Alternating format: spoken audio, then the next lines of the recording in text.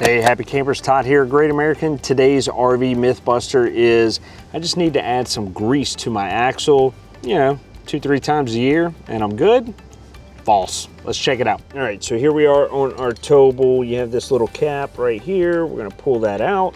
Some of them may have a little cap here too, little flathead screwdriver, pull that out.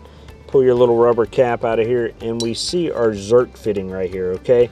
You don't know what a Zerk fitting is. If you have a grease gun, you're gonna put it on there and the pressure pushes that little ball in, and then you're able to start putting grease in there. So a couple of misconceptions on how this actually works. There is a thing called bearing buddies.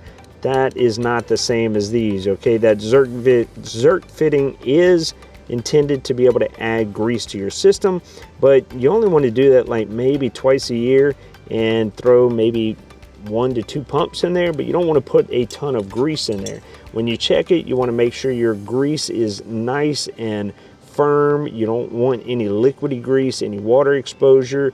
You want a good thick grease, okay? A lot of heat can melt that too, so if you're pulling out and it's liquidy, then you probably have a heat issue.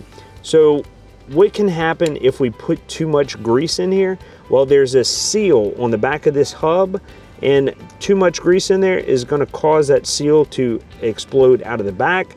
Then you're going to get grease all over the inside of your braking hub. It is going to get all of your brakes, and then we have to replace all of that system in there, and that can be kind of costly. And what you do to one side of your axle, you have to do the other side regardless of the repairs. That way it's even on both sides, and so now you just doubled your cost. What is easy to do is just add 1 to 2 pumps about twice a year before you head out on a trip, and then get your wheel bearings packed once a year. I don't care if you use your unit or not, get it packed once a year.